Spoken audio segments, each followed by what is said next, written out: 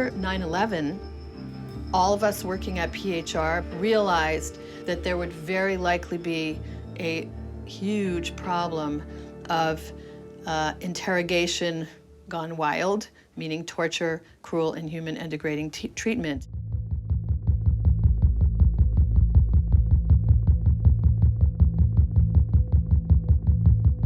The use of extreme isolation was one of a range of techniques that were employed by officials, interrogators, and so forth, literally starting all the way back in 2002 for many, many days, and that is just unbelievably destructive.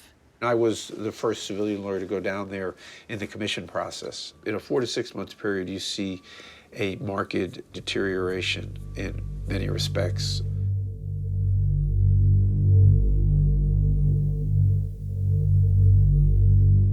After a year or two in solitary confinement, you're going to ask the defendant for the first time in 2 years to interact with other human beings beyond his lawyer and his jailers. It's going to be the jury that's going to decide his life. He's going to be put on the stand, and that's where he's going to speak for the first time to the world for 2 years after being shut off from the world. It's impossible.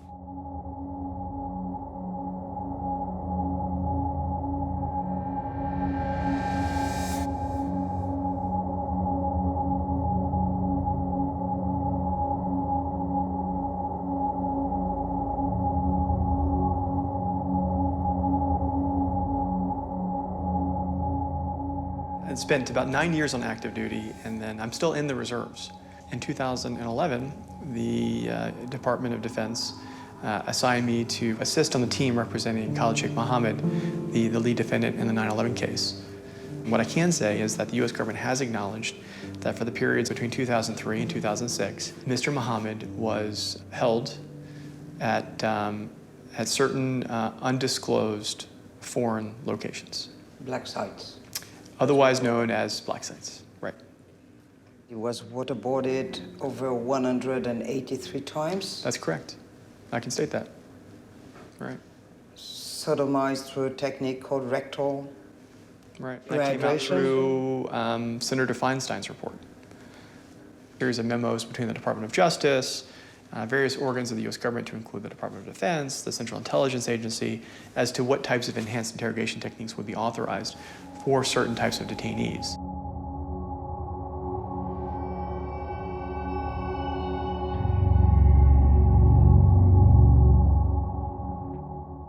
When they began confining people in Guantanamo, they moved to having psychologists do interviews with patients to discover individual flaws, individual sources of trauma, insecurity.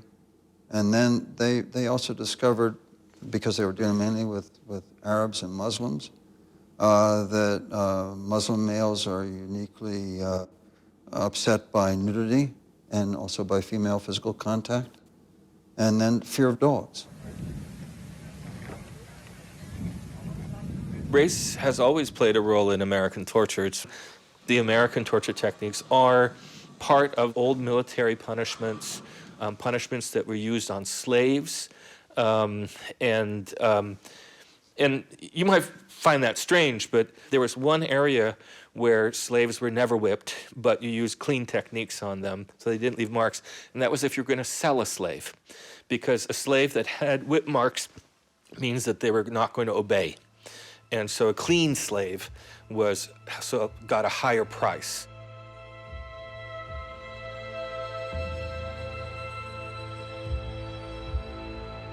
The cotton industry in the southern Delta states of the United States depended completely on torture.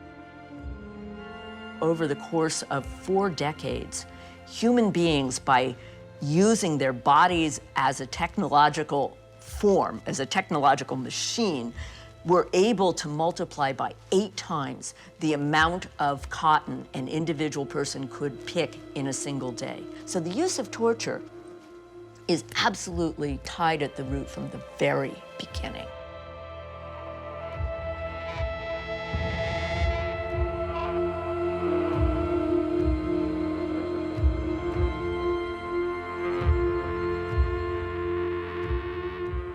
in these kinds of cases, many people in the system and the people who are imposing these conditions believe that ordinary punishment is too good for these people. And a lot of it is about the otherness of them, religiously, ethnically, nationally, culturally. It's easier than it would be to someone from your own community to do that. So,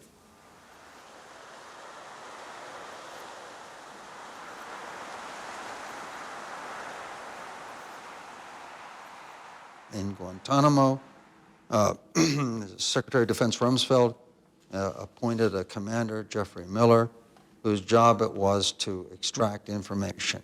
And Jeffrey Miller made up a CD, or staffed it, and he flew to Iraq, and under the, with the permission of the commander there, General Sanchez, he then ran training sessions for the interrogators and the staff at Abu Ghraib prison, where he transmitted the Guantanamo techniques to the Abu Ghraib staff.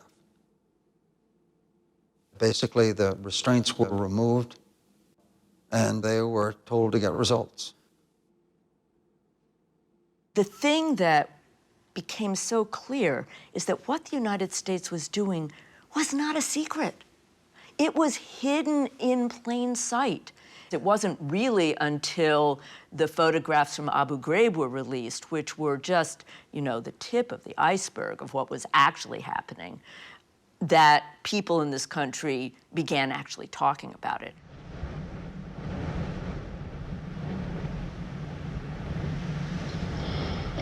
What we did in Iraq was exactly the right thing to do, and if I had it to recommend all over again, I would recommend exactly the right same course of actions.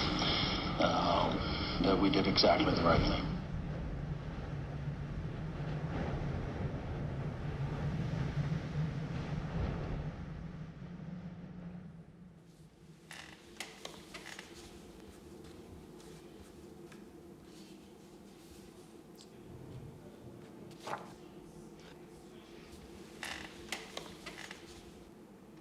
Have you ever seen them all?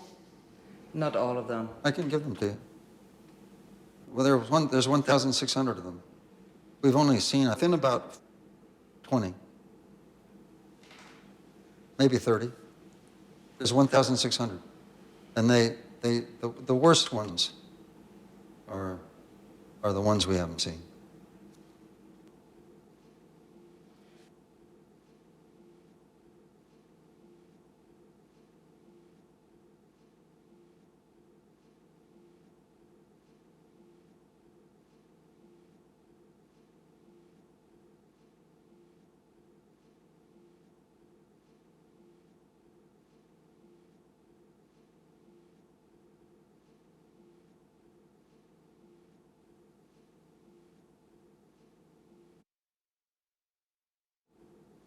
So, and yes, they were violating military regulations and what they were doing, but they were operating within a system in which they were conditioned, they were structured in order to violate those laws.